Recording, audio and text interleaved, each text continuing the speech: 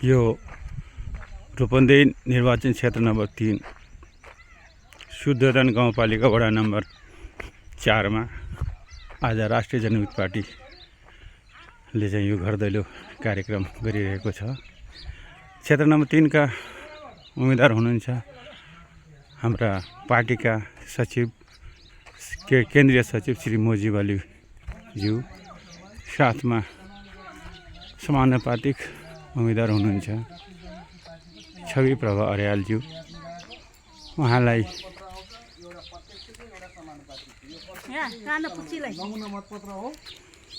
मिठाई खाएको तिम्रो नाम के हो? ठुलो ठुलो ठुलो हैन साझा आएर भन्नु है ल नानी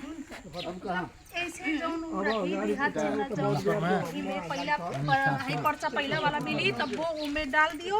हाम्रा वाला जो पर्चा समानुपातिक उम्मेदवार हुनुहुन्छ। हाँ ऐसे 2 हाथ मिलावल में डाल दियो। ठीक है ल धन्यवाद। ल नानी है मिठाई खायो मिठाई ल बहिनी गयो है।